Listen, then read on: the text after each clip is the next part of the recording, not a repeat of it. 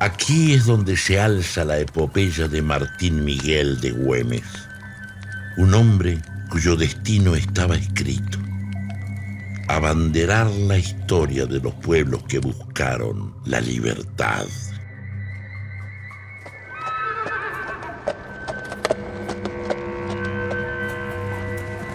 ¿Cómo contar la historia de este hombre sin caer en vanas definiciones de heroísmo?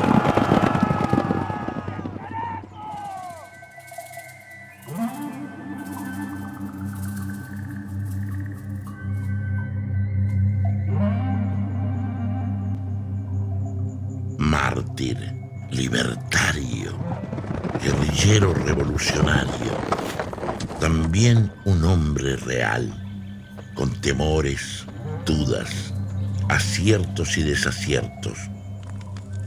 Un hombre en su justa humanidad.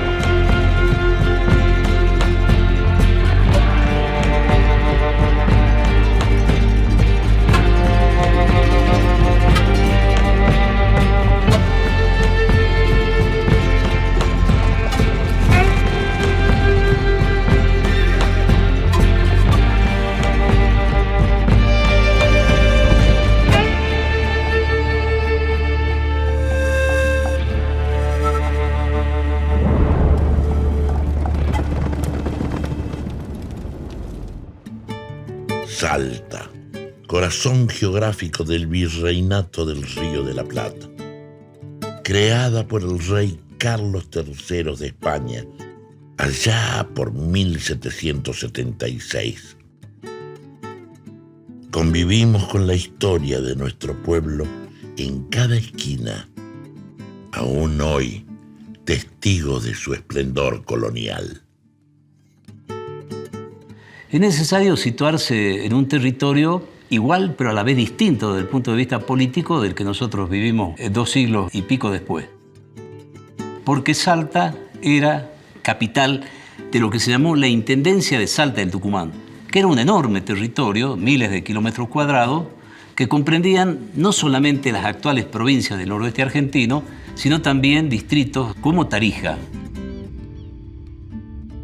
Una extensión mayor, un poco mayor, que el territorio de la actual Colombia. De manera tal de que no nos imaginemos un escenario alrededor de la Plaza 9 de Julio, sino un escenario inmenso. Y ahí hay que entender que Salta era una ciudad, en ese contexto, muy importante por su economía, por su desarrollo, ya que luego de largos años de belicosidad aborigen y que los aborígenes habían atacado constantemente la ciudad, habían logrado domesticarlos, erradicarlos, ¿no?, por medio de las mitimaes y dominar los valles. Con el dominio de los valles surge una especie de burguesía terrateniente, que a su vez es una burguesía comercial, o sea, son comerciantes y terratenientes. Una Salta que incluso fisonómicamente es diferente a Buenos Aires porque empiezan a aparecer las casas de 2 pisos, las casas de alto. Buenos Aires sigue siendo un villorio de casas pobres y bajas.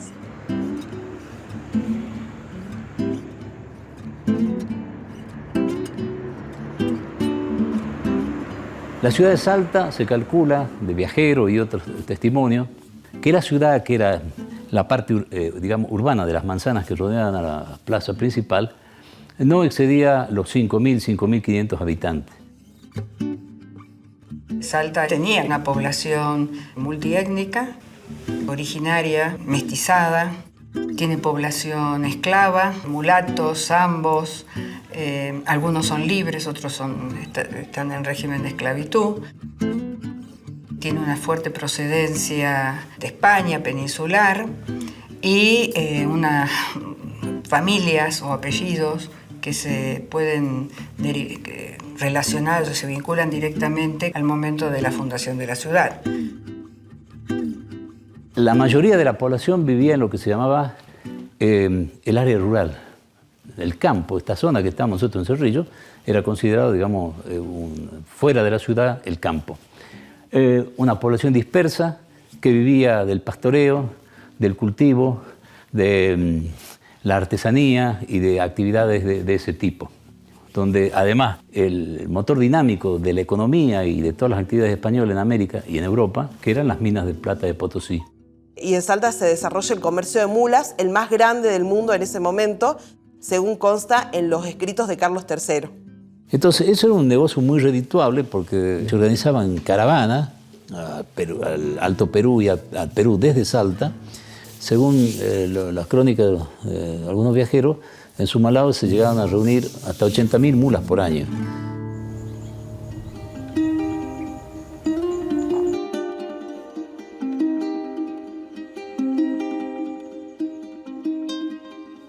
En ese contexto va a llegar Gabriel Güemes Montero, que es el papá de Güemes, un funcionario, un burócrata real, que llega con el objeto de hacerse cargo de las arcas, ¿no? De hacerse cargo del tesoro.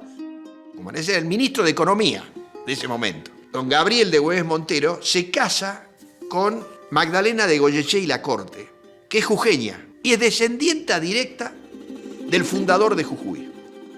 Ella, la mamá de Güemes, es una mujer de alcurnia, una mujer de la élite jujeña, descendiente de los fundadores, y él, si bien es un funcionario real, nombrado directamente por el rey y demás, no es un hombre de fortuna. De hecho, en su testamento, Gabriel Güemes Monteros dice que lo único que había podido aportar al dote matrimonial era su buen don de gente, pues no tenía dinero.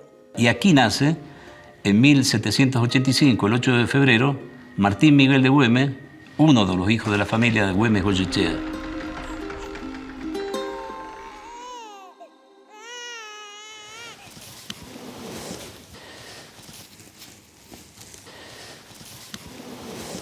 Este es un diario de Salta.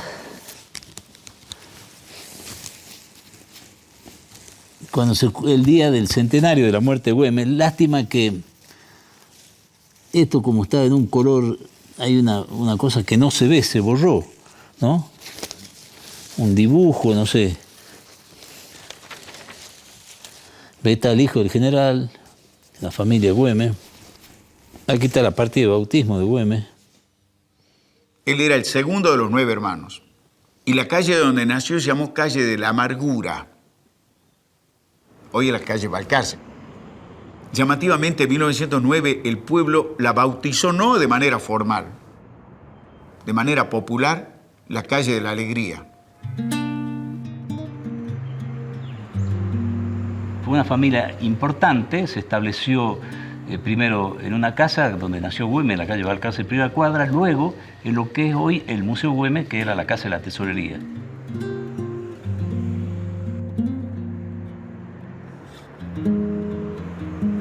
Él nació en plena época revolucionaria, porque ya se había lanzado el precursor, que era José Gabriel Tupac Amaru, a una lucha contra el Imperio Español muy fuerte.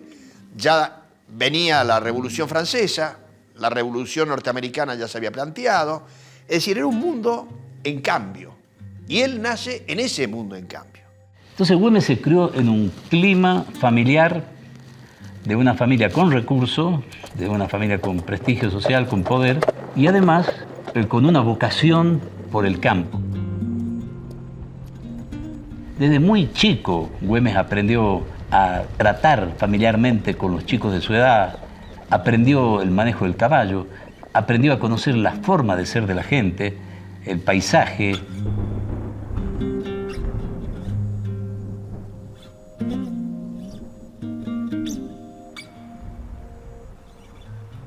Va a ser criado en esa familia tan conservadora, de prominencia en la ciudad, y va a recibir sus primeras letras seguramente en su casa. Güemes en la tesorería le ayudaba al padre, era uno de los ayudantes en hacer las cuentas. O sea, tenía una cabeza organizada, tenía una conexión muy directa con la realidad. Él no era un chico que se había creado en una burbuja. Y el padre lo encaminó, digamos, en la carrera militar.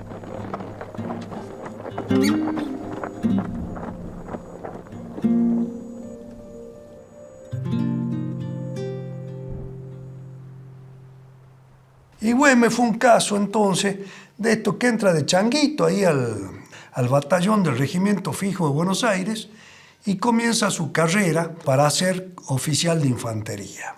Este regimiento fijo que estaba en Salta va a entrar en decadencia, si se quiere, y va a ser finalmente trasladado a Buenos Aires, llevándoselo al cadete Güemes, muy joven, a Buenos Aires, lo que le va a permitir participar de las invasiones inglesas. Pero hay un hecho insólito, que es la toma del buque Justina. Se produce una bajante súbita del Río de la Plata, un buque de 26 cañones, que estaba ubicado justamente donde hoy está la Torre de los Ingleses. Allí Güemes llega justo un 12 de agosto de una misión que tenía y le ordenan controlar la costa. Cuando él está controlando la costa ve que el barco queda varado. Güemes, al ver esto, ordena a la tropa meterse a caballo en el Río de la Plata, llegan al buque, lo toman al buque, combaten con los 126 hombres que tenía el buque y lo derrotan y toman ese barco, un abordaje de fuerzas de caballería a un barco inglés. Que es una de las proezas militares del arma de caballería inéditas en lo que es la historia militar del mundo. Se lo estudia en las academias militares justamente porque es un caso extraordinario. Después de la invasión napoleónica a España, ya nada podía detener el germen de la revolución. Y no faltaría mucho para que el joven teniente salteño vuelva a su tierra natal. Necesito restablecerme por algún tiempo y mudar de temperatura.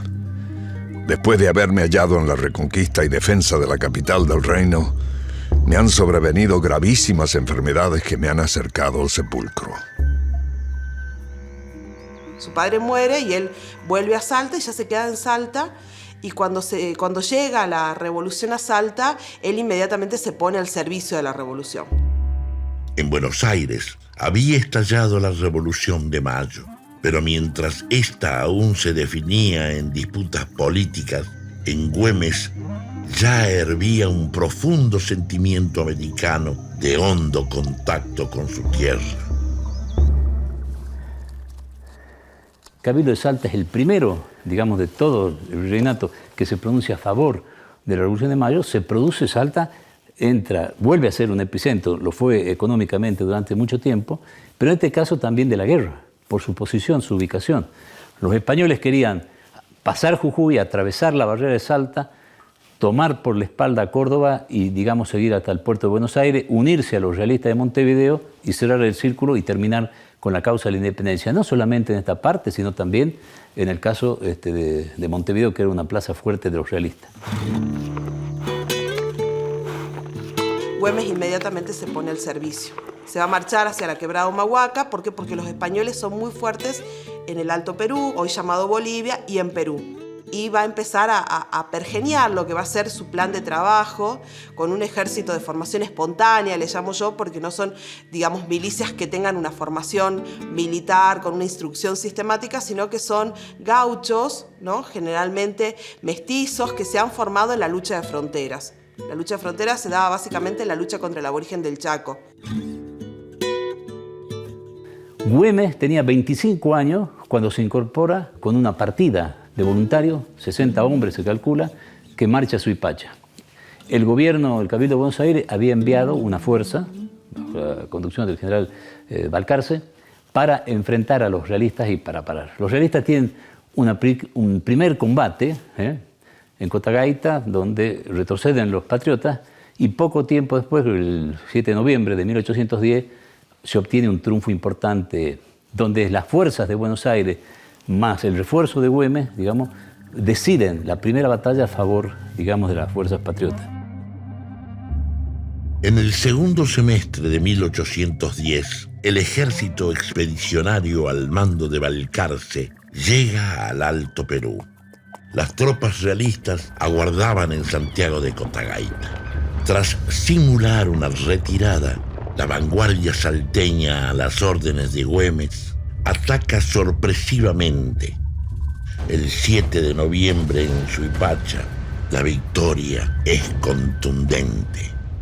Suipacha es la que va a insuflar un valor simbólico extraordinario, porque va a tener una gran trascendencia por ser la primera victoria de ese ejército de Buenos Aires, al que van a concurrir en forma protagónica un grupo también de saltos jujeños al mando del entonces joven oficial Güemes, que va a tener una presencia definitoria en el momento de la carga que va a definir el éxito de ese combate al que le llamamos batalla.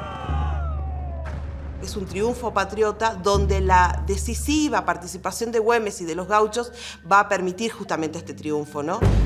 Güemes y sus hombres sobresalen por su coraje en el campo de batalla.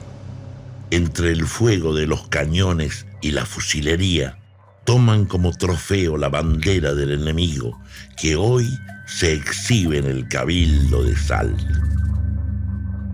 ¿Por qué destaco la batalla de Suipacha? No solo porque es el primer triunfo patrio, la revolución se comienza en mayo, este triunfo es el 7 de noviembre de 1810, sino porque además de que Güemes participa, aporta y da el toque final para el triunfo, no es reconocido. Por supuesto, como son los generales los que ganan las batallas y no los segundos, el que se llevó los laureles fue Balcarce. Y el que lo sacó de escena fue Castelli, porque no lo nombró en el parte de batalla. ¿Por qué no lo nombró? Porque Buenos Aires necesitaba mostrar que ellos eran los que tenían las victorias. Y no se podía aceptar que un capitán de Salta, de esta región norteña, fuera el que había ganado la batalla. Entonces lo borran del parte de batalla. Esto le va a pasar muchas veces a Güemes. ¿No? Esto me parece importante destacarlo porque ya a menos de un año de producirse la revolución nos marca el lugar en el que va a terminar quedando Güemes con respecto al proceso revolucionario, con respecto al pensamiento revolucionario de Buenos Aires y cómo va a ser muchas veces enjuiciado, muchas veces sospechado desde Buenos Aires. Tras su reclamo por no haber sido incluido en el parte de batalla, Castelli ordenó la disolución de la división de Salta y confinó a Güemes a regresar a su ciudad natal. Él choca con la inexperiencia de los oficiales porteños, que no conocen el terreno, que no conocen la gente y que cometen muchos errores con sus avances militares. Güemes se va a retirar porque se enfrenta con los jefes y le dice, habían hecho un pacto y le dice, acá hay una demora criminalísima que nos va a traer la derrota. Hay que seguir avanzando y derrotarlo completamente. Sin Güemes, Castelli y Balcarce avanzan hacia Huaqui, a orillas del lago Titicaca. Las tropas realistas atacan desde el norte al mando de Goyeneche y aplastan al ejército patriota el 20 de junio de 1811. En Buenos Aires se conforma el primer triunvirato. Pueyrredón, quien estaba al mando del ejército del norte, enferma y es reemplazado por el abogado y militar Manuel Belgrano. Belgrano comanda entonces el valeroso éxodo jujeño. En septiembre se impone ante el ejército realista en Tucumán, pero una batalla sobre todas lo llevaría a la gloria, la batalla de Salta.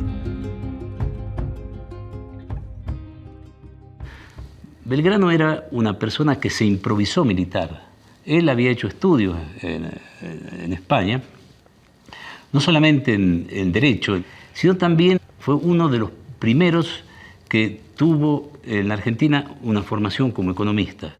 En nuestro país también hasta de sus momentos originarios tuvo mucha suerte.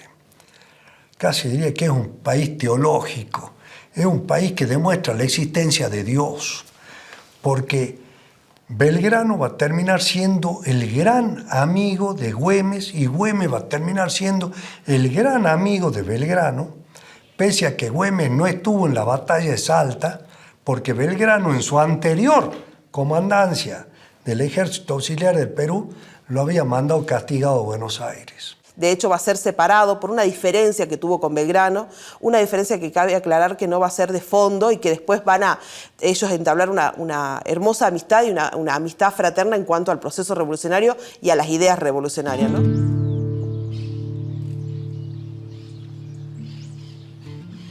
Estamos acá en el campo de la Cruz, o monumento al 20 de febrero de 1813, conmemorativo de la victoria que tuvo el general Belgrano sobre las tropas realistas de Pío Tristán. Acá, en esta tierra que estamos pisando, en este lugar donde hoy tenemos el canto de los pájaros, los árboles y demás, acá es donde se enterraron a los vencedores y vencidos de la batalla de Salta bajo una misma cruz. Y la batalla de Salta fue la gran revancha de lo que había sido la feroz derrota de Huaqui.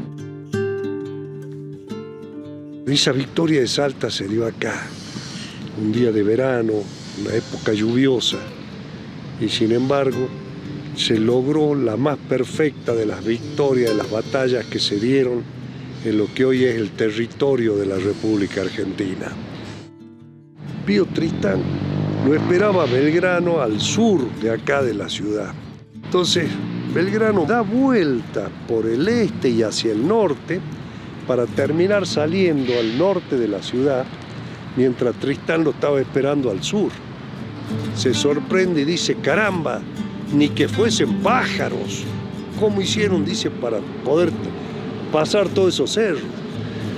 Y Tristán entonces cambia de frente al norte de la ciudad y Belgrano va a avanzar en columnas y despliega después toda su fuerza en batalla, donde se enfrentarían entonces las dos infanterías más fuertes de lo que era el Río de la Plata y el Perú, que era el Real de Lima con los patricios de Buenos Aires.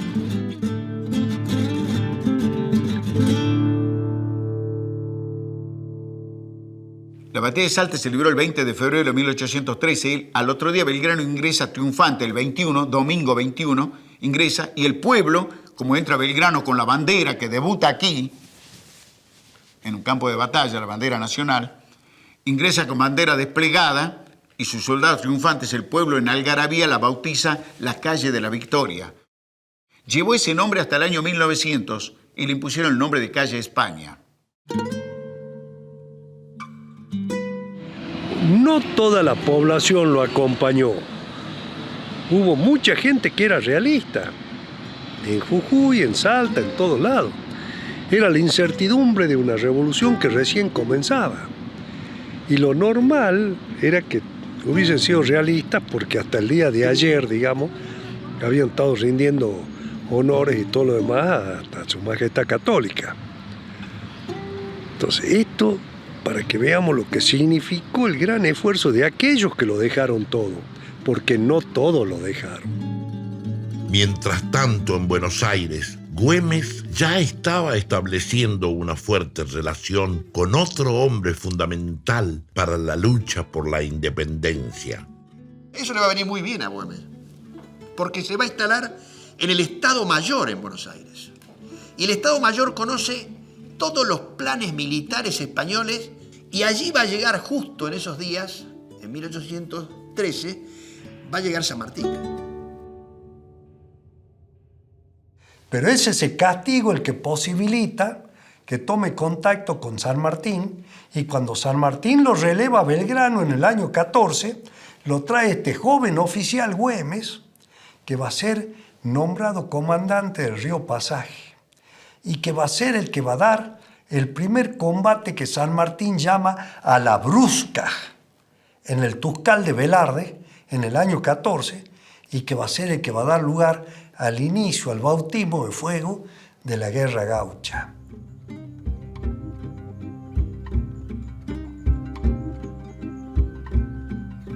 La revolución es un vidrio delicado que puede romperse al más leve soplo del viento y hacerse pedazos. Y un gobierno naciente que los hombres aún no están acostumbrados a obedecer es una nave situada en alta mar, sin brújula y expuesta a los combates de las pasiones y borrascas humanas. 1813, año fundamental para la causa libertaria. En Europa, el debilitado Napoleón devuelve el trono a Fernando VII y así el rey de España recupera todos los territorios de la corona.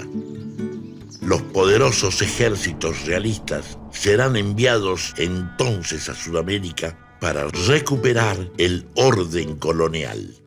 Mientras tanto, aquí el ejército del norte sufre una dura derrota en Vilcapugio y Ayohuma contra los realistas al mando de Pezuela. Belgrano se retira con su ejército diezmado a Tucumán, al mismo tiempo que Pezuela avanza tomando Jujuy y Salta. Güemes se encuentra castigado en Buenos Aires, donde se encontrará con otro hombre fundamental para nuestra patria. Eso le va a venir muy bien a Güemes, porque se va a instalar en el Estado Mayor en Buenos Aires. Todos los planes militares españoles se conocen y allí va a llegar justo en esos días, en 1813, va a llegar San Martín. Bueno, Belgrano, después de sus derrotas, es removido de su cargo y se le encarga a San Martín hacerse cargo del ejército y de la guerra de independencia. El ejército totalmente derrotado, devastado, sin pertrechos y demás. Y ahí es donde San Martín empieza a pensar que el plan de independencia no se podía pelear por el Alto Perú y donde reconoce que una figura fundamental es Güemes. Y justo a San Martín lo transfieren al norte. ¿Con quién va a hablar de qué pasa en el norte? De cómo es, si él está ciego, no conoce, recién viene de España. Va a hablar con Güemes.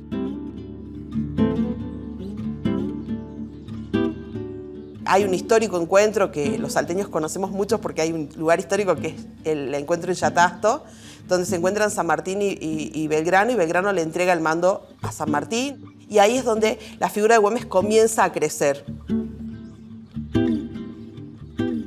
Belgrano lo están esperando con la guillotina en la mano, allá en Buenos Aires, que ya lo habían intentado después de su campaña al Paraguay, y San Martín, que viene de ese núcleo de poder, le dice: no vaya, amigo, a Buenos Aires. Yo le pongo la sombrilla política para que usted resguarde. Usted va a ser útil, usted va a ser un asesor mío. Y viene Güemes del brazo de San Martín, que podría haber cobrado factura. Y entiende el gesto de San Martín, que Belgrano podía ser útil y que fue útil. Y Güemes no tiene rencor. La gran amistad que existe entre Belgrano y Güemes borra todas esas interferencias. Esa es la grandiosidad, que supieron superponer sus intereses personales y sectoriales a la necesidad del Estado nacional. Y Güemes y Belgrano terminaron siendo no solamente entendiéndose, sino siendo amigos personales, al punto de que cuando el general Belgrano estaba muy enfermo en Tucumán, Güemes le manda a su médico, que era el doctor Joseph Redjar, que además era un sabio, para que lo asista. Y Redjar lo acompaña en su viaje de retorno, el final también de la vida de Belgrano, y poco tiempo después se produce, digamos, el atentado que termina con la vida de Güemes. Güemes no tiene a su lado a su médico de cabecera porque se lo había cedido a Belgrano.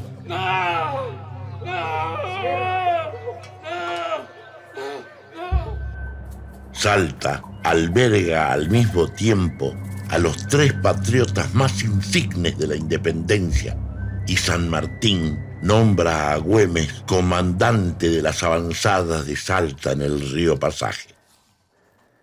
San Martín, con mucho sentido militar y político, tiene un ojo muy agudo y ve que Güemes es el hombre que tiene una capacidad donde se combina la capacidad personal, militar, pero también el conocimiento no solamente del suelo en que está pisado, sino también de los habitantes, digamos, que él pertenecía a ese mundo. Y él, en un golpe de vista, porque era un hombre muy formado, termina de cerrar el plan que ya tenía en la cabeza. El general Güemes tiene que completar el plan continental ideado por el general San Martín, que era mantener al enemigo que no baje de Salta para cruzar a Chile, liberar Chile y posteriormente vía marina llegar a Perú, dar la orden a Güemes que avance, que suba y así, en lo que es un plan de tenazas o pinza, encerrar con 2 frentes al enemigo y así aniquilarlo por completo. Y lo que advierte Dorrego, que ya había ido varias veces con el ejército y había visto la insurrección en el Alto Perú, le dice a San Martín: no vale la pena arriesgar el ejército en territorio enemigo. Hay que aprovechar la indignación rural y hay que alentar el levantamiento. Con unos cuantos milicianos armados se puede levantar paisanos y hacer guerra de recursos, o sea, evitar que se mantengan, que se puedan abastecer. Entonces, cuando tiene que nombrar San Martín quién se va a hacer cargo en Salta de llevar adelante esa operación de resistencia y de guerra de recursos, lo va a elegir a Güemes. Porque Güemes es oficial y es del lugar y tiene gran amistad con Pachi Gorriti, que está en la frontera y que le ofrece, ¿no es cierto?, levantar hombres desde la frontera para armar milicias voluntarias. Güemes fue fundamental y su acción fue tanto defensiva, cuando correspondía, como ofensiva, cuando las circunstancias los permitían.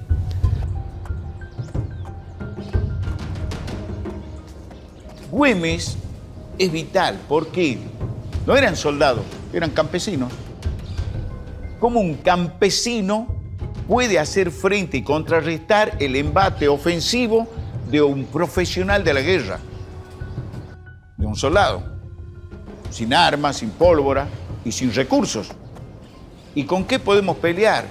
¿Cuáles son las armas en las que desarrolla la cotidianeidad del hombre? Y un caballo, un lazo, un machete, la naturaleza provee cañas, los guardamontes, todos esos elementos fueron recursos fundamentales.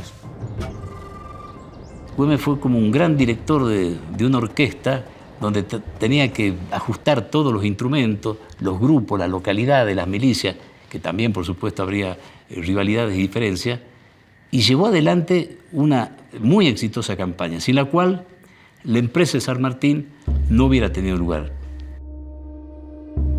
Descubro que su plan, consecuentemente con las órdenes del gobierno, es de no dar ni recibir batalla decisiva en parte alguna, y sí de hostilizarnos en nuestras posiciones y movimientos. Observo que en su conformidad son inundados estos interminables bosques de partidas de gauchos, al abrigo de la continuada e impenetrable espesura, y a beneficio de ser muy prácticos y de estar bien montados, se atreven con frecuencia a llegar hasta los arrabales de Salta y tirotear nuestros cuerpos.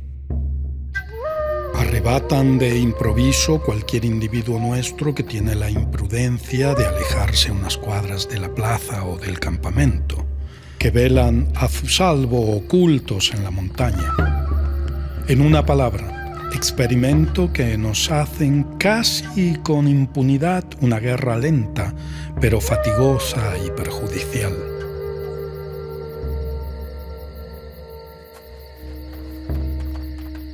Él hizo guerra de milicia gaucha, organización militar, con una flexibilidad de organizar corsarios, organizar guerra de recursos, organizar guerra de montaña, conocer el armamento que tiene el enemigo, saber cómo actúan los caballos ante la velocidad para llegar al enemigo cuando está cargando los arcabuces. Entonces, cuando los tipos estaban cargando, ahí cargaba la caballería, llegaba, degollaba y volvía a salir. Y eso no lo pudieron solucionar los españoles.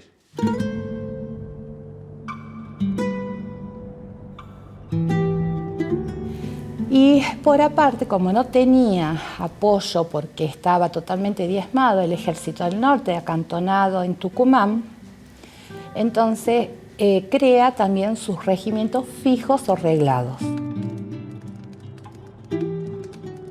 Eran destacamentos que libraban una acción irregular, constante, y que fue la que permitió, digamos, cansar a los ejércitos y desconcertar a las fuerzas realistas que tenían más recursos, que tenían más número, que tenían más armamento, pero que también tenían muchas dificultades. Necesitaba él formar militarmente jefes, que eran por lo general los dueños de las fincas, que tenían su propia gente y que con eso formaban tipos regimientos milicianos. Güemes comienza a actuar contando con valerosos guerreros, como Gorriti, Vid, los Burela, Vicente Panana, los Torino, los Puch, los Sierras. En los valles calchaquíes, los de Lea y Plaza, Luis Borja Díaz, Bonifacio Ruiz de los Llanos, y en Orán, Manuel Arias y Vicente Mendía. Entre todos los distritos se calcula que en algún momento, bajo las órdenes de Güemes, entre 6.000 y 6.500 hombres. Güemes era gran organizador, gran conductor y un gran líder, pero contaba además con una cantidad de oficiales comprometidos en esta lucha que lo ayudaron a Güemes en toda su gesta y otros en parte de esta gesta. De los fundacionales podríamos decir que estaban Capitán Burela, un hombre de Chicuana, que harto de que los realistas sometieran a exacciones en sus propiedades y demás, se reunió una cantidad de gente a salida de misa en la capilla de Chicuana y dijo: hay que acabar con esta opresión de los realistas y vamos en todo caso a oponerle las armas. Y entonces sus gauchos le dijeron: sí, dice don Burela, pero ¿con qué vamos a pelear nosotros? Dice, si no tenemos armas. Y dice, cuando vengan, vamos a pelear contra ellos con las armas que les quitaremos. Y se las quitaron. Y ahí comenzó entonces las primeras partidas de Chicuana en la guerra gaucha. Los realistas imaginaban a los soldados de Güemes como seres mitológicos de una gran envergadura. Y en la oscuridad de la noche, esos relatos cobraban aún más fuerza entre las espesuras del monte y sus infinitos sonidos. Que es más conocido de estos 5 regimientos fijos o reglados, son los infernales. Por lo tanto, para ellos, Güemes representaba el mal, ¿sí? El infierno, los demonios.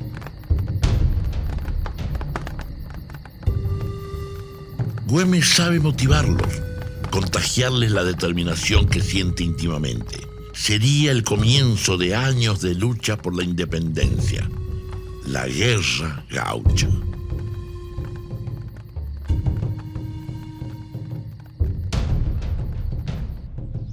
En menos de un mes, Güemes convoca a sus hombres y mujeres.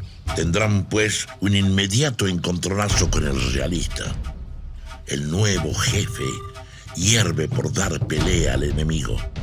El combate de Velarde será su oportunidad.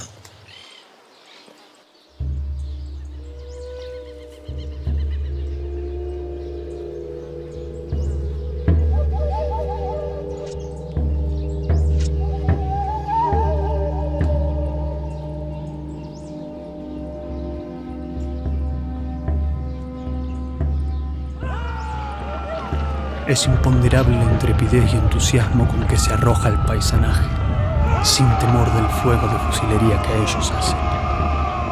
Ataque a la brusca emprendido por el valeroso don Martín Miguel de Güemes.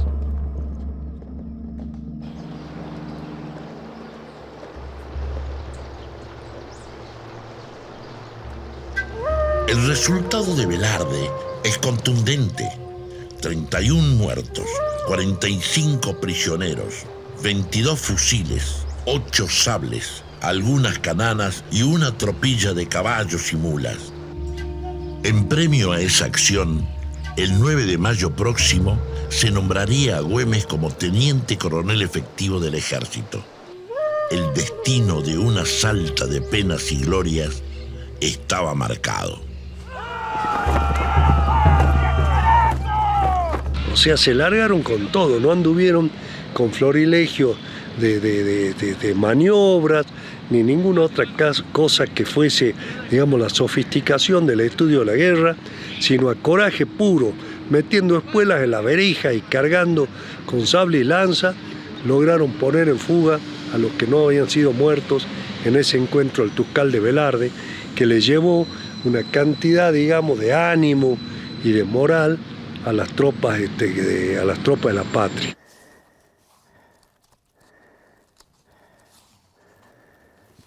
En total se calcula que hubo 160 combates, ¿cierto? 160, no contamos aquí las batallas de Salta y Tucumán, de los cuales 39 fueron en territorio salteño y 35 en Jujuy, 74 combates.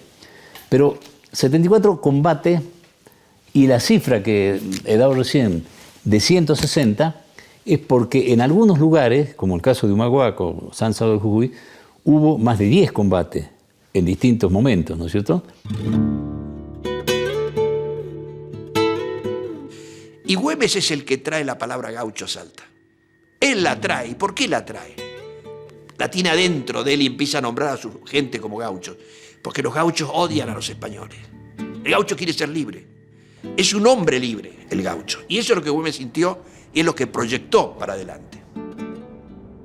Las milicias que organizó Güemes reproducían esa fidelidad, no obsecuencia ni sumisión, esa fidelidad, esa lealtad que tenía el peón de campo hacia el patrón, que ejercía no una autoridad despótica, sino una especie de influencia paternalista, benévola, sobre esa gente. Por eso Güemes se hizo adorar por los gauchos, ¿no es cierto?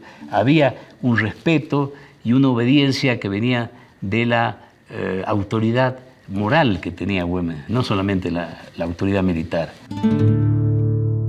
Las mujeres cercanas a Güemes van a ser fundamentales dentro de la lucha de independencia, como consejeras, como compañeras e incluso como espías. Sin ir más lejos, decíamos Martina Silva de Gurruchaga, Juana Zurdo de Padilla, son mujeres que han contribuido incluso desde lo estratégico en la guerra de independencia. De alguna manera, no digo una red, pero algo parecido a una red de espionaje. Es decir, ellas actuaban pacíficamente, como dice un general español, era muy seductora. Otras mujeres que tenían un sistema de comunicación, que tenían forma que hubiera una cadena de transmisión, ¿no es cierto?, donde los españoles no podían percibir eso. Las mujeres han sido verdaderas heroínas, si podemos poner ese término, de la patria, con un proyecto y con una convicción tan clara como la que tenían los que son los grandes hombres de la historia y que hoy nosotros, a la luz de los nuevos documentos, a la luz del revisionismo y a la luz de esta posibilidad de contar y de divulgar, tenemos que decir que han sido tan importantes como ellos.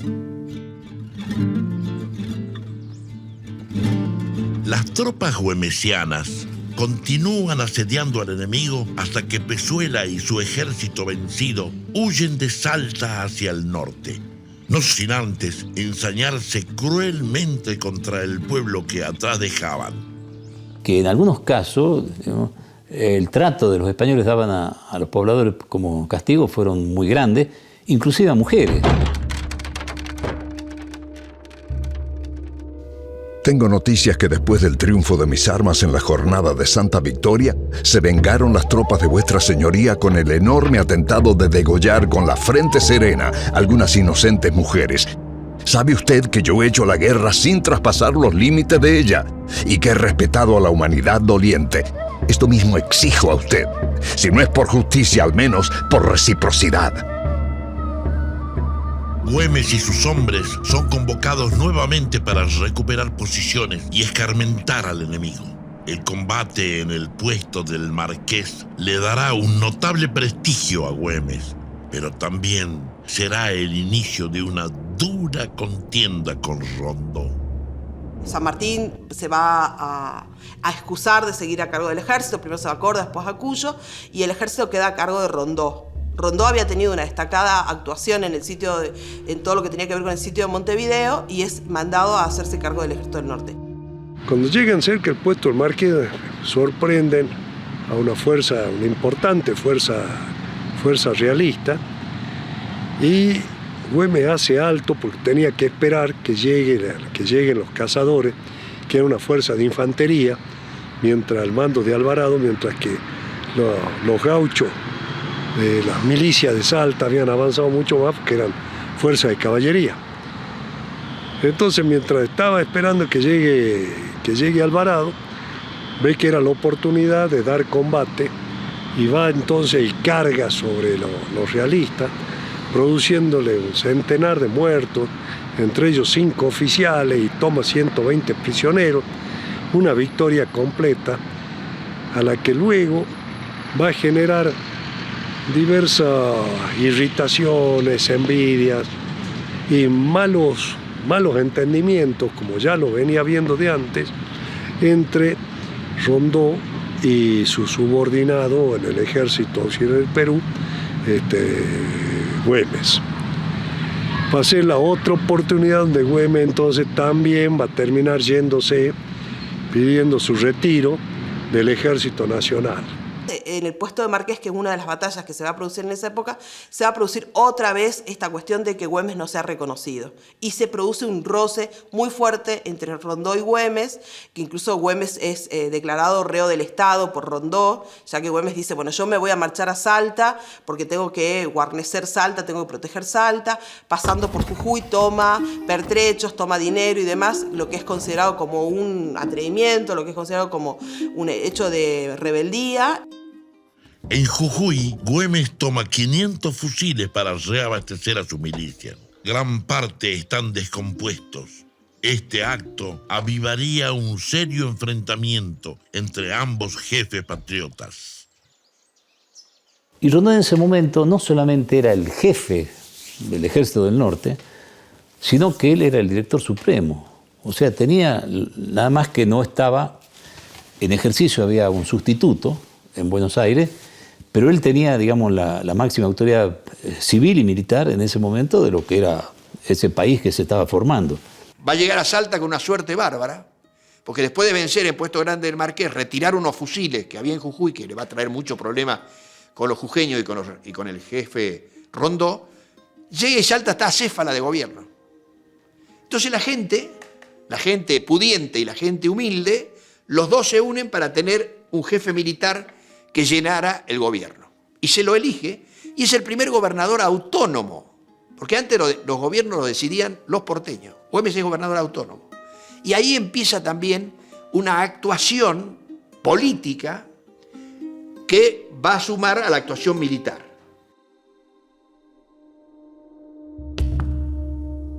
Por todas partes está sembrado el germen de la discordia, de la seducción y de la desunión. No quiero verlos envueltos en lágrimas de sangre.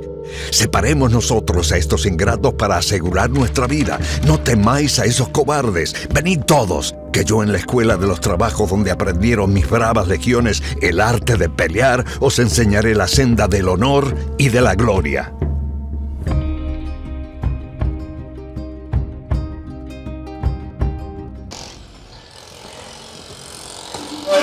¿Qué tal? Buen día, bienvenido.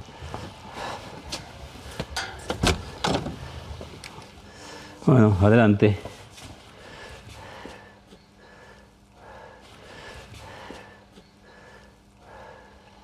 No hay retratos de Güemes, a diferencia de Belgrano que lo hay, de San Martín que lo hay, por razones de donde ellos vivían, que había artistas, sobre todo extranjeros, que venían. Güemes no se conservó un retrato.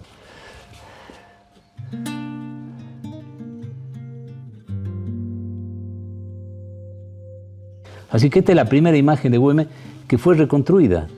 Se reconstruyó sobre la base de un señor que, gente que lo conocía, uno lo dijo de Güemes, dice, se le parece. De ahí viene la imagen de Güemes. El retrato que oficialmente, muchos años después, la provincia, el gobierno de la provincia adoptó como oficial, es el de Eduardo Schiaffino, que está en el Museo de Bellas Artes de Salta actualmente. Pero un Güemes con vestido de gaucho. Luego de la contundente victoria de Puesto de Marqués, Güemes es declarado traidor y desertor por parte de Rondó y vuelve a Salta, donde en mayo de 1815 es elegido gobernador. Con 30 años se convertía en el primer gobernador elegido por el pueblo.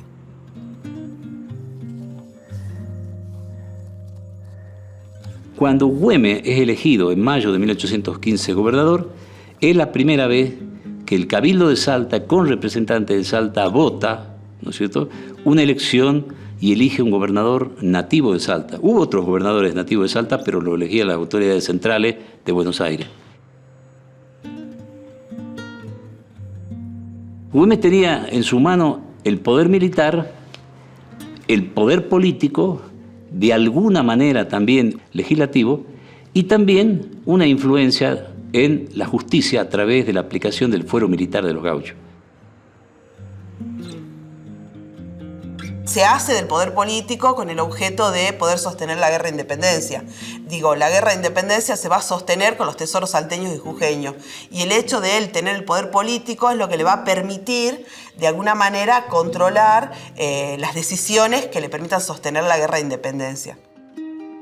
Debía de mandar y mando que todos los gauchos alistados en los respectivos escuadrones y la tropa no solo gozan y eternamente han de gozar del fuero militar, sino de cuantos privilegios estén en las facilidades del gobierno supremo, quien se interesa en tan justa, agradecida recompensa. Durante el tiempo que permanecieran, digamos, con las armas en la mano, no se les podía cobrar el arriendo por motivo muy simple, que ellos no podían pagar, ¿no es cierto?, levantar cosechas o trabajar el campo cuando estaban al servicio, digamos, de las armas de la patria. ¿Por qué instaura el fuero gaucho? Porque dijo, si este hombre monta su caballo, que es de él el caballo, empezando que nadie se lo da, si arma su propia arma, si está dispuesto a entregar la vida y abandona a su familia, es obligación del Estado de elaborar respuestas políticas en defensa de la subsistencia de su núcleo familiar. Defiende el gaucho, ese se llama el fuero gaucho.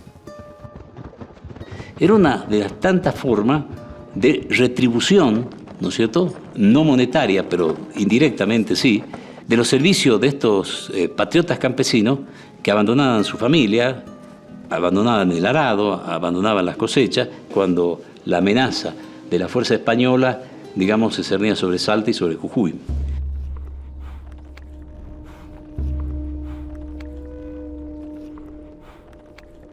Ahí van a aparecer primero los gérmenes de sus enemigos y también van a aparecer aquellas medidas que generen esos enemigos, ¿no?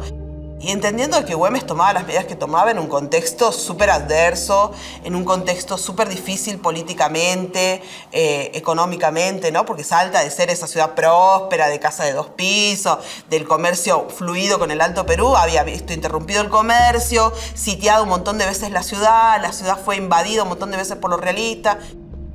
Era una provincia en guerra que sostenía la guerra de independencia de todo un continente y Güemes era gobernador en ese contexto. No era un gobernador sentado en la casa de gobierno, era un gobernador en el campo de batalla.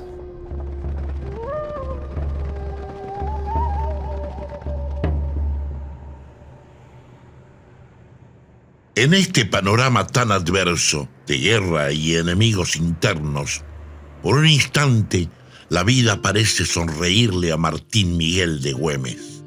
En julio de 1815 contrae matrimonio con el gran amor de su vida, María del Carmen Puch. Mi Carmen adorada, sin embargo que tú debías ya haberme escrito. Yo soy siempre el primero. Convéncete de que mi cariño es sin disputa más consecuente que el tuyo. Ahora mismo me marcho. Cuídame mucho a mi idolatrado ñañito. Y tú, cuídateme mucho. Tu invariable Martín. Mientras tanto, Rondó avanza hacia el norte en la tercera campaña al Alto Perú. A fines de 1815, las fuerzas realistas al mando de Joaquín de la Pezuela aplastan a Rondó en Sipe. las Provincias Unidas del Río de la Plata perdían así para siempre las provincias del Alto Perú. Luego de esta brutal derrota, Rondó pone nuevamente sus ojos en Güemes, lo declara reo del Estado e irá él mismo a apresarlo.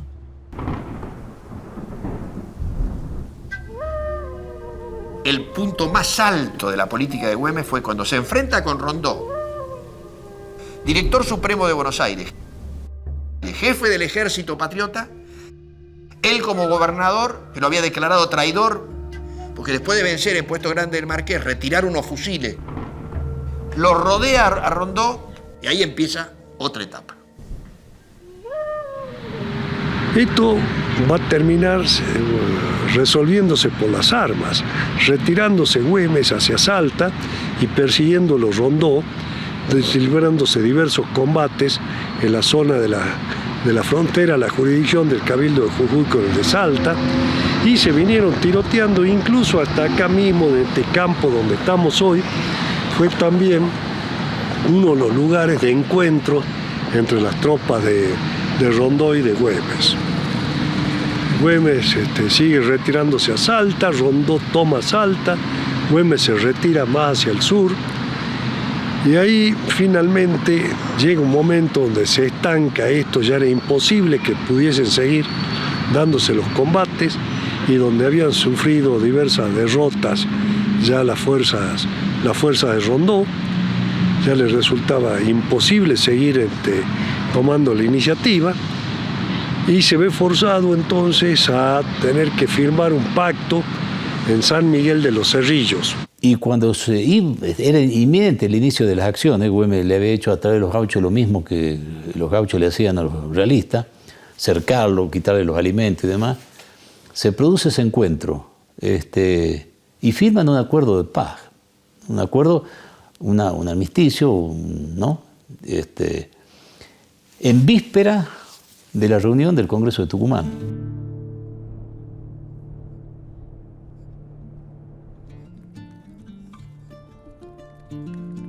Este es un mapa, copia de un mapa que está en el archivo histórico, donde en 1811, donde esto es la parte de Cerrillos, donde está la casa, había muy pocas cosas, había una pequeña capilla, y donde está, digamos, el sitio, aquí está la ciudad de Salta, donde está la finca San Miguel, donde se firmó el pacto de los Cerrillos. Tuvo también intervención Magdalena Güemes de Tejada para hacer cual si fuese una mediadora. Ella también intervino, puso toda su influencia necesaria para lograr que se pudiese llegar a un avenimiento razonable. Se logró la paz de San Miguel de los Cerrillos, en los cuales se logró salvar entonces la unión de estos dirigentes políticos y militares, y se logró salvar lo más importante, que era el Ejército Auxiliar del Perú.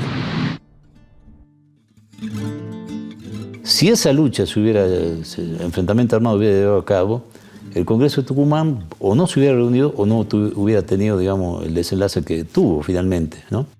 De hecho, Luis Oscar Colmenares, que es un historiador salteño, dice: Güemes no fue el defensor de la frontera norte, sino que fue el defensor del Congreso de la Independencia declarada el 9 de julio de 1816. Es decir, todo el accionar de Güemes militar va a ser el que permita la reunión del Congreso, que ese Congreso avance, que ese Congreso declare la independencia. Con esta guerra de recursos le he hecho sentir al general Rondó que una provincia valiente y generosa sabe sacudir el yugo de sus opresores. Si, sofocando particulares resentimientos, une sus votos con los que aspiramos desinteresadamente por las glorias de la patria, yo prometo correr el velo a la ofensa y al ultraje, olvidar imposturas y perdonar injurias, recibir entre mis brazos a los que detesto y correr con ellos el camino del honor y de la gloria. Con la declaración de la independencia, Güemes sabe que los españoles volverán a acechar con más fuerza que nunca. Y también los frentes internos se vuelven cada vez más peligrosos para la causa patriota. Los grandes enemigos de Güemes fueron los comerciantes. ¿Por qué? Porque se cortó el comercio con el Alto Perú porque estaba en manos de los realistas. Salta está quebrada y los realistas lo saben. La ruina lo amenaza. Si usted tiene ánimos de no sacrificarse, avíseme a la mayor brevedad para que con mis jefes le proporcione cuanto desea para su familia. Pero todo venía muy bien mientras a esa burguesía mercantil le posibilitaba seguir haciendo sus negocios pese a la guerra, tanto con realistas como con patriotas. Pero luego las necesidades de la guerra lo fuerzan a Güemes a tener que decir: no, señores, de acá no se exporta nada al Alto Perú, porque eso es entregarle material que sirve luego para que los tipos vengan y nos muelan a palos. El sostenimiento de la guerra, sobre todo después del 16, en que ya no hay ningún control sobre el Potosí, que era la zona donde se producía la plata, evidentemente fue minando el poder también de los recursos para sostenerse, ¿no? No se podía vender mulas porque era abastecer al enemigo, y esa era una de las fuentes más importantes de recursos. Entonces, como no había ingresos, lo que se pagaba por la venta de las mulas, había que pedirle a los comerciantes dinero. Entonces, estos conflictos se van mezclando, se van cruzando, ¿cierto? La guerra de la independencia empieza a cruzarse con las guerras internas. Esto distrae recursos.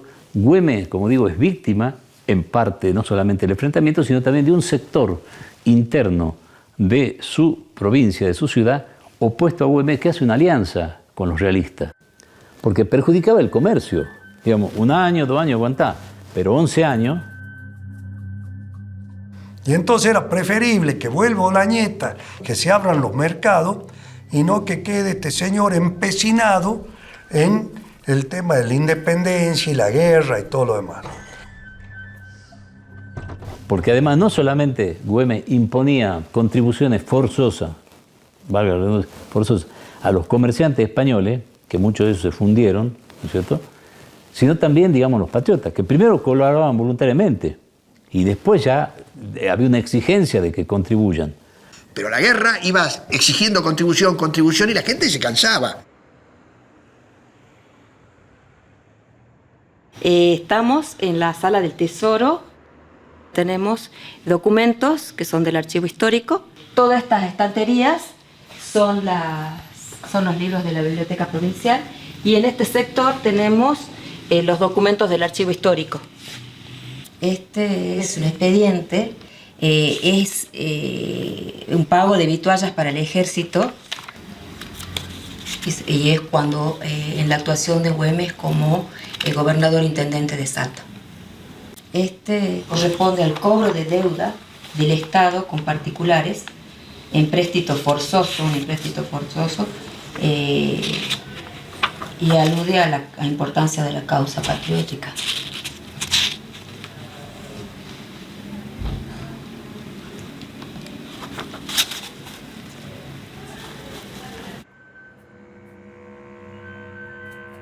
Ante la obstinada resistencia de Güemes, de la Serna volvería con renovadas fuerzas deseando escarmentar al jefe gaucho de una vez por todas.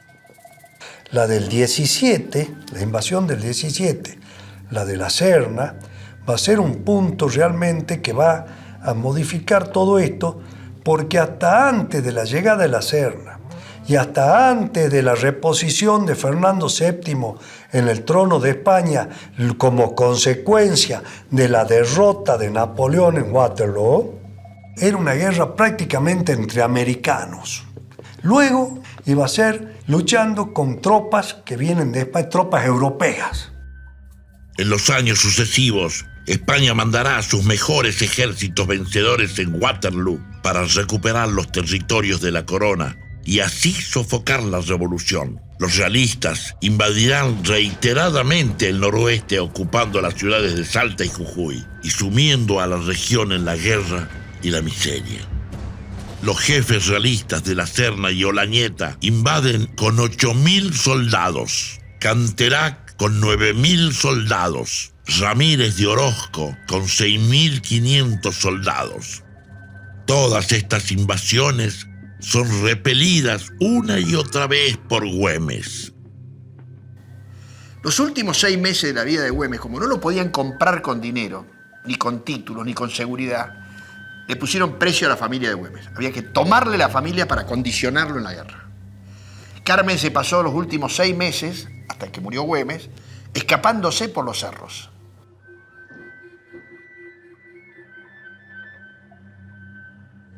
La figura de Carmen, si bien era una de las mujeres más bellas que había en Salta, no es la figura de una doncella débil y demás, sino es que una mujer que le pone el cuerpo también desde su lugar a la guerra, como lo hizo Macacha, Magdalena, que es la hermana de Güemes, que también es casi su lugarteniente, su consejera, casi hasta como su vicegobernadora, digo yo. A las invasiones constantes de los realistas se le suma el comienzo de las guerras internas. Salta queda en la pobreza y el olvido, escenario ideal para que la oligarquía local comience a tramar su conspiración, y en Tucumán el gobernador Bernabé Araoz enrarece el aire de la causa libertaria, impidiendo el paso de los pocos recursos que enviaban desde Santiago del Estero y Córdoba.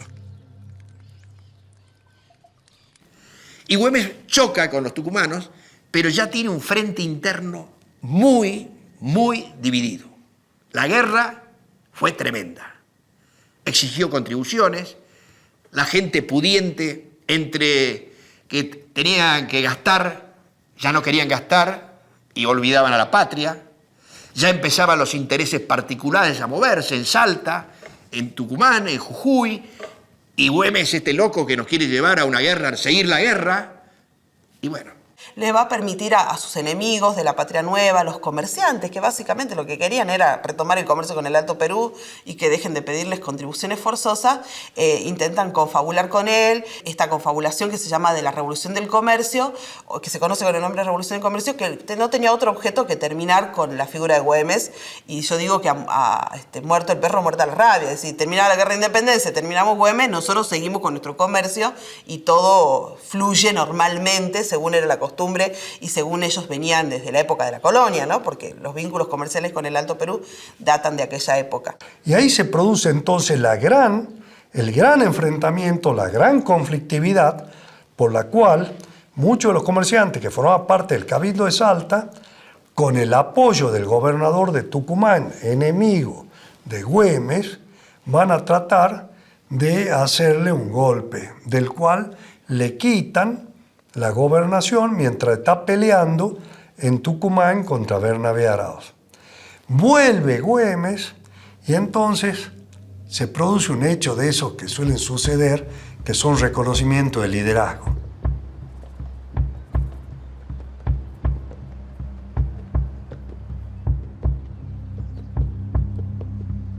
Este lugar configura un lugar lindante entre lo trágico y lo apoteótico, porque aquí culmina una asonada de sus adversarios políticos.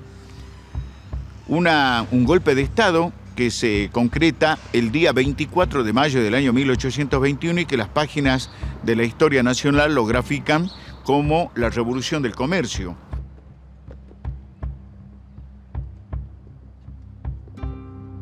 Y llega y encuentra toda una gente fortificada, armada, esperándolo, entre los cuales hay varios de sus gauchos. En eso, Bonifacio Huergo, que era un acérrimo enemigo de Güemes, se adelanta supuestamente como parlamentario en este lugar. Cuando supuestamente se acerca para abrazarlo, debajo del poncho llevaba una pistola y le hace un tiro a Güemes, que por suerte no dio en el blanco, y huye a galope tendido rumbo a la ciudad. Hoy sería rumbo al centro. Güemes lo persigue hasta la entrada de la ciudad y cuando lo tiene a golpe de su sable, él solamente le corta el poncho, como diciéndole, puedes penetrar en la ciudad, tú te quedas con la libertad y yo me quedo con tu honor. Las fuerzas que respondían al cabildo de Salta y sus comerciantes, cuando lo ven a Güemes con sus gauchos al frente, inmediatamente dicen, viva Güemes, se pasan, y todo lo que lo habían destituido a Güemes, no sabían cuál era el caballo más rápido para poder irse a Tucumán para que lo reciba Bernabé Arauz.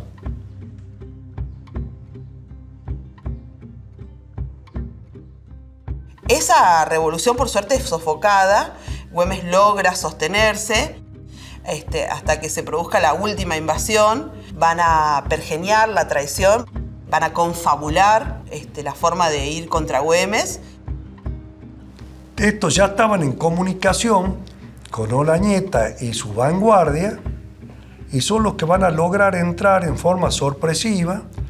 Entonces, realmente darle la mayor de las sorpresas a Güemes. Pagados por los salteños, 5.000 pesos. Güemes le dijo, necesito los últimos 5.000 pesos como empréstito forzoso. No les pido más. Es el último envión. Yo con eso puedo trasladar mis gauchos y cumplimentar la faz ofensiva que me lo pidió San Martín. San Martín ya desembarcó. Estamos en la etapa, en la faz final. Si hicimos 30, hagamos 31, sería en el lenguaje de hoy. 5.000 pesos y se terminó. Esos 5.000 pesos fue para sobornarlo.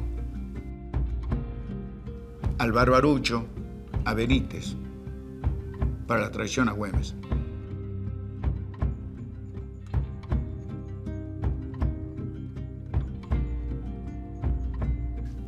Será opinable que sobre los montones de cadáveres que nos rodean, sobre los lazos de sangre que humean en nuestro suelo, sobre los ríos de lágrimas que han corrido, sobre los incalculables sacrificios, miserias y ruinas en que han sido envueltas las provincias, ¿se me hace responsable ante la nación?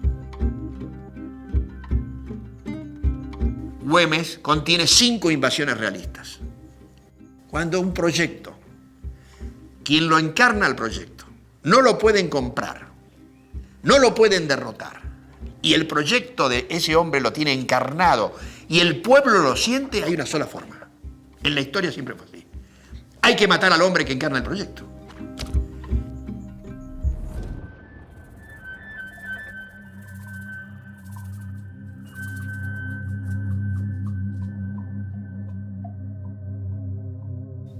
Todo me falta, es verdad, porque nada he conseguido de las Provincias Unidas. Me he arrastrado a la pobreza y socorrido a mis divisiones con un chiripá de picote y una jerga por vestuario. Han desfilado ayer el lema «Morir por la patria es gloria». Carmen, mi adorada Carmen mía, es tanto lo que tengo que hacer que no puedo escribirte como quisiera. Pero no tengas cuidado de nada. Pronto concluiremos esto y te daré a ti y a mis hijitos 1000 besos. Tu invariable Martín. La revolución corría un serio peligro. En Buenos Aires, Manuel Belgrano muere en la miseria absoluta. Luego de liberar Chile, San Martín llega a Lima y espera a Güemes para concluir su plan independentista, sin saber que en Salta el escenario político era por demás complicado. Güemes sofoca la llamada revolución del comercio, pero esta era solo el comienzo de la traición final. Se produce un hecho de esos que suelen suceder, que son reconocimiento de liderazgo. Las fuerzas que respondían al cabildo de Salta y sus comerciantes, cuando lo ven a Güemes con sus gauchos al frente, inmediatamente dicen viva Güemes, se pasan y quedan entonces todo lo que lo habían destituido a Güemes, no sabían cuál era el caballo más rápido para poder irse a Tucumán para que los reciba Bernabé Arauz. Los rebeldes cierran sus comercios y huyen a Tucumán, excepto don Mariano Benítez, quien se dirige al campamento del Barbarucho Valdés para luego ser el anfitrión para la captura del general. La llamada noche trágica había comenzado.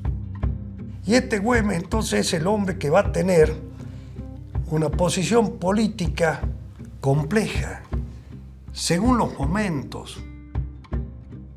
Va a tener que defender su liderazgo con capitanes que habían sido de él al principio, que habían tenido una gran afinidad y luego se van a transformar en enemigos.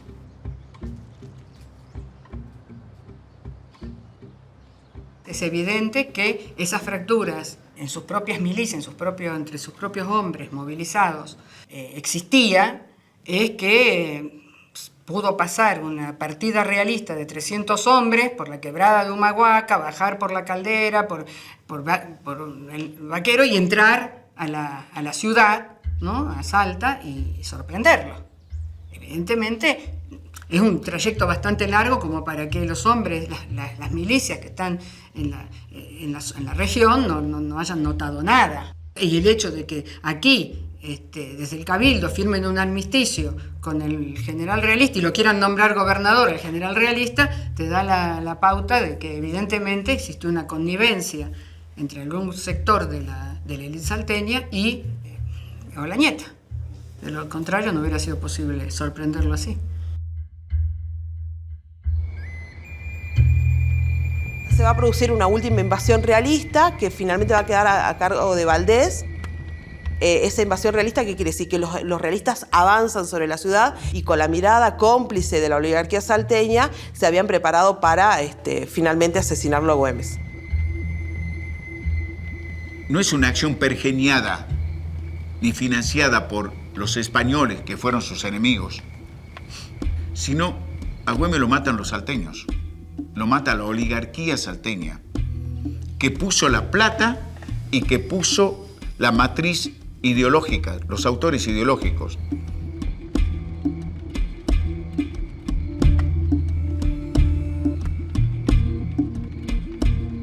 Y bueno, entran a la ciudad de Salta, le tienden una ratonera a Güemes, 400 hombres saben dónde está Güemes, le mandan un mensaje falso, Güemes entra, va con sus 40 escoltas, que tenía 40 infernales.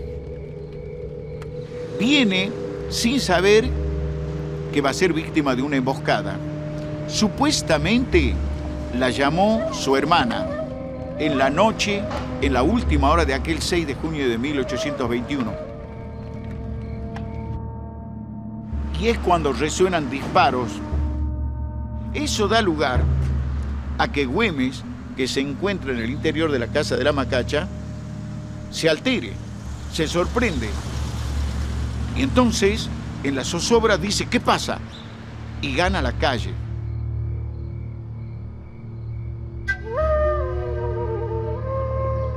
Monta su moro y se dirige hacia el sur. Dobla rumbo a lo que actualmente es la calle Casero, vieja calle del comercio. Va a tratar de romper el cerco en aquella intersección.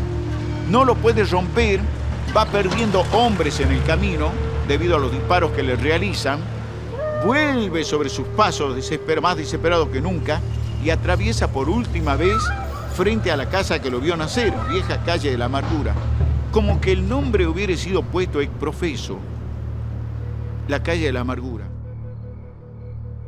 Hacia aquí viene Güemes con sus infernales. Todo es noche. El campo de la Tablada puede ser una tabla de salvación. El campo de la Tablada se lo había recomendado su hermana Magdalena, la Macacha Güemes.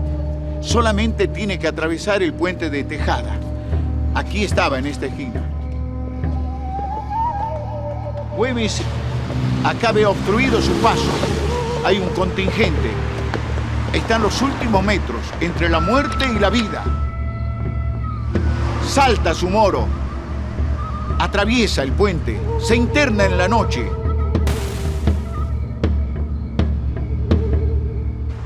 Teóricamente se ha salvado.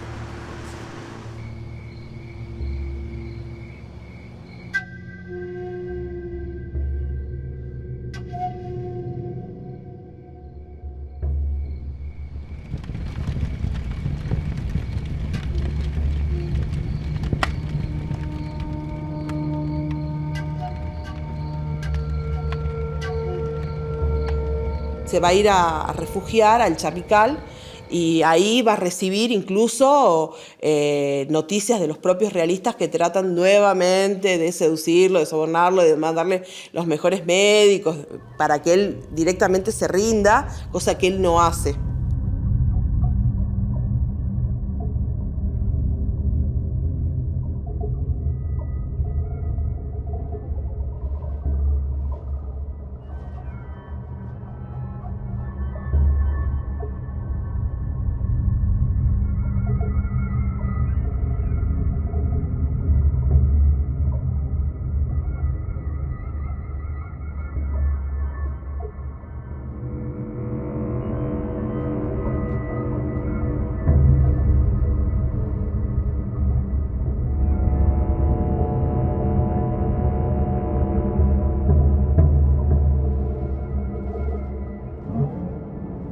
Güemes, gravemente herido, no tiene a su lado al doctor Joseph Redhead, su leal médico personal, porque años antes se lo había encomendado a su gran amigo Manuel Belgrano.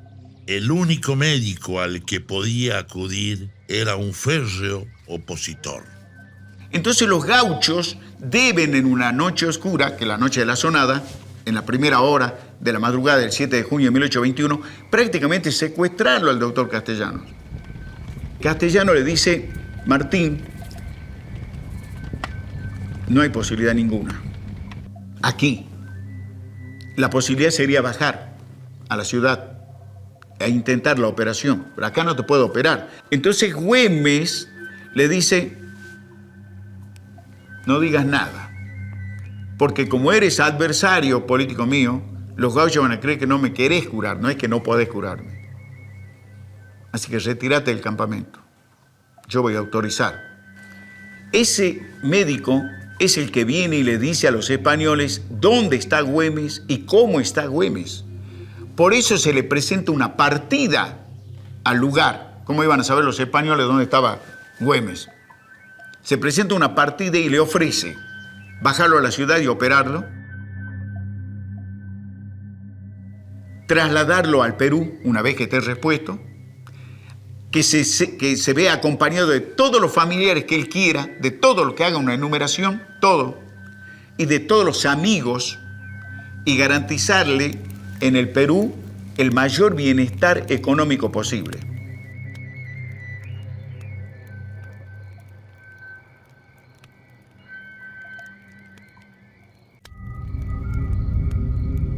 No quiero favores con perjuicio de mi país. Este ha de ser libre, a pesar del mundo entero. Nada temo, porque he jurado sostener la independencia de América y sellarla con mi sangre. Todos estamos dispuestos a morir, primero que sufrir otra dominación odiosa, tiránica y execrable. Yo no tengo más que gauchos honrados y valientes. No son asesinos, sino de los tiranos que quieren esclavizarnos. Con estos únicamente lo espero a usted, a su ejército y a cuantos mande la España. ¿Cree usted que ansío por este dichoso día que me ha de llenar de gloria? ¿Y sabe usted que no ha de hacer tan indecentes propuestas a un oficial de carácter, a un americano honrado y a un ciudadano que conoce más allá de la evidencia que al pueblo que quiere ser libre no hay poder humano que lo sujete? Y es cuando Güemes le dice al coronel Vitt que se aposente y le jure que va a resistir y que va a sitiar la ciudad y que va a luchar hasta liberarla.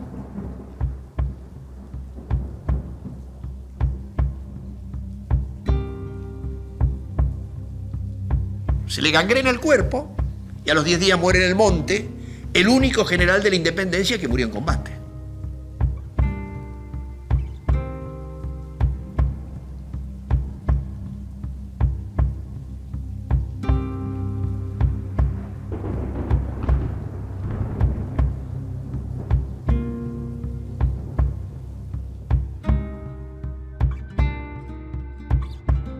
Güemes contiene 5 invasiones realistas.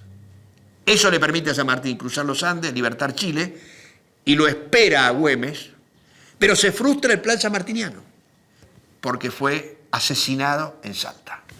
San Martín se entera de que hay un pacto en Salta entre Olañeta y Antonino Fernández Cornejo, que es el jefe militar de Salta, y San Martín dice: el indigno armisticio de Salta me ha traído que todas las fuerzas que estaban esperando que Güemes avanzara y que Güemes podía derrotarlo, se vinieran contra él. San Martín queda sin las fuerzas suficientes militares para continuar la guerra y tiene que ir a hablar con Bolívar. Es el famoso entrevista de Guayaquil, el secreto de Guayaquil, como le llaman.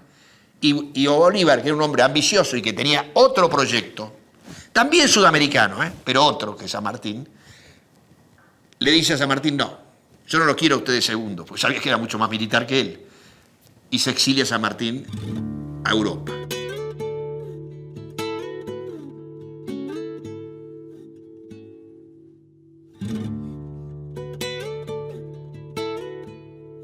Me parece que hay que ponerlo con la total claridad, decir que la muerte de Güemes fue producto de una traición de los propios salteños y que murió asesinado en una emboscada que los salteños planearon para defender sus fortunas. Pero el ideólogo se llamó Facundo de Zuviría. Él descansa junto a Güemes en el Panteón de las Glorias del Norte.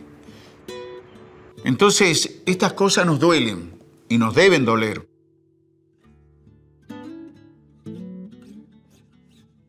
¿Qué pasó con la familia de Güemes? ¿Qué fue de su mujer, de sus hijos? Carmen muere al año de la muerte de Güemes. Hay una leyenda también que la hizo poética la muerte de Carmen, que cuando ella se entera de la muerte de Güemes, se encierra, se corta la cabellera y se deja morir. Es una leyenda. Lo que le pasó fue mucho más duro y mucho más fuerte.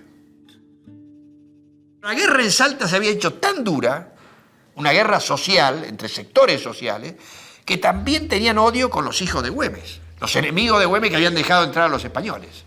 Entonces los gauchos se los llevaron al monte. Allí los protegieron a los hijos de Güemes.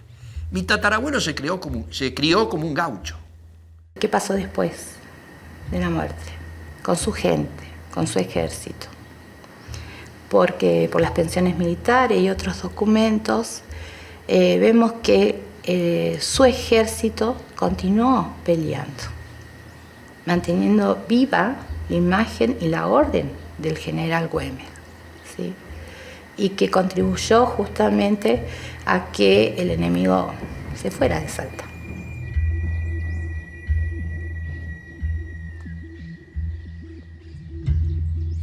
Las milicias de Salta fueron las que posibilitaron armar un muro, un bastión de defensa, al cual nunca ninguna de estas invasiones pudo sobrepasar el juramento, el río Juramento.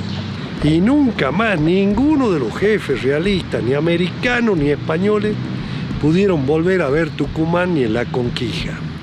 Y eso se debió a que efectivamente la organización de las milicias de la gobernación, intendencia de Salta, se organizaron bajo el liderazgo de ese jefe táctico maravilloso que fue Martín Güemes e impidió que pudiesen sobrepasarse en unos pocos kilómetros, con suerte, la ciudad de Salta.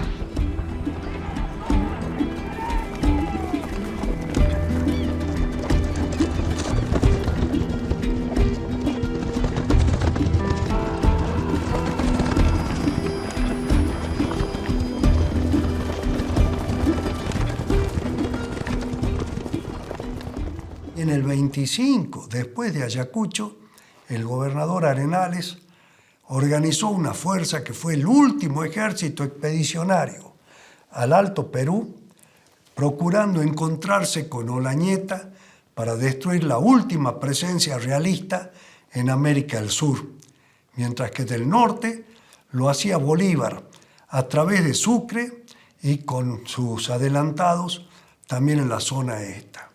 Y es allí donde termina nuestra guerra de la independencia.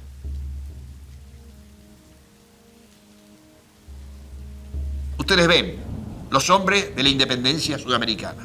Pueyrredón, exiliado. San Martín, exiliado. Güemes, muerto en el monte. Belgrano, muerto un año antes, el día de los 3 gobernadores. El país se disuelve, se disgrega y se va a crear Bolivia, se va a crear el Paraguay, se va a crear el Uruguay, se va a crear el norte de Chile después de la Guerra del Pacífico, se va a perder. Salta pierde Tarija, Tarija pierde a Salta y quedamos reducidos a lo que somos. No fuimos capaces de construir una nación, pero sí un país. Y un país con anarquía permanente. ¿Dónde está el mensaje? Clarísimo. Hay una utopía creativa que Güemes lo llevó hasta la misma, jugar su misma vida, que es crear la unidad sudamericana.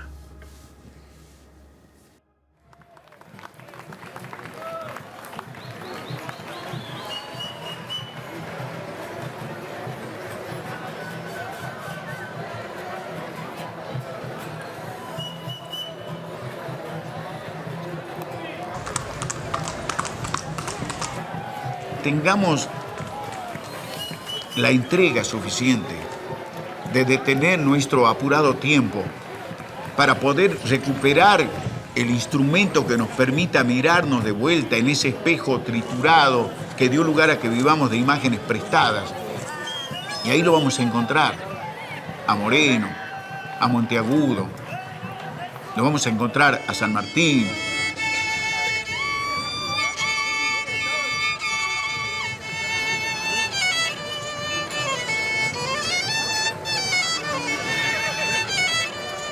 Ese proyecto inconcluso, esa utopía creativa que tenía San Martín, que tenía Belgrano, que tenía Güemes, los 3 padres de la patria, es la que los argentinos tenemos que volver a reconstruir, a construir juntos.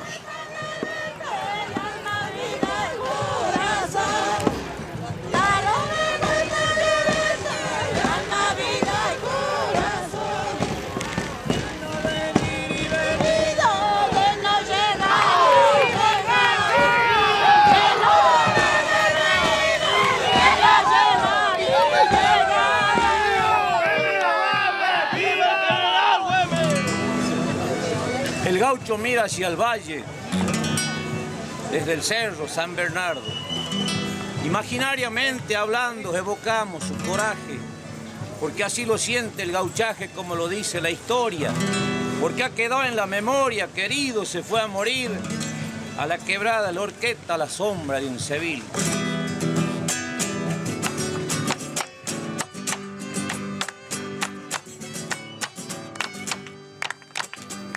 Y venimos a ofrecer nuestra visita al general Martín Miguel de Güemes. Gran prócer del país. Y por eso venimos desde muchos años a compartir con los salteños nosotros.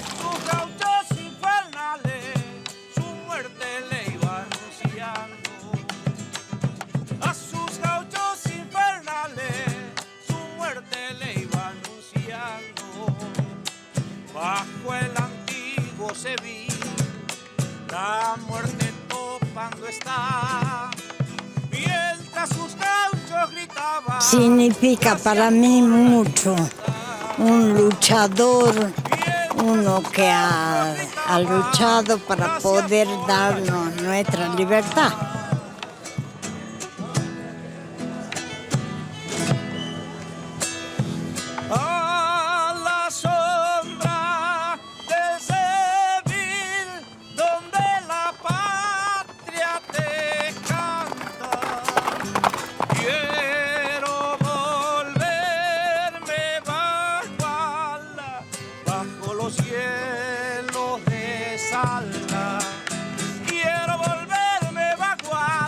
El poncho que llevo puesto, el color rojo, simboliza la sangre derramada por él, y el color negro, el símbolo de luto, cuando él fallece. Y el legado es la entrega, el legado es la defensa de nuestra soberanía, el no bajar la cabeza ante dominios extranjeros y saber que con nuestra cultura, con nuestras tradiciones y con nuestro esfuerzo y trabajo podemos seguir sosteniendo una patria grande. Por eso sustento Güemes paradigma de la nacionalidad y prócer de la americanidad.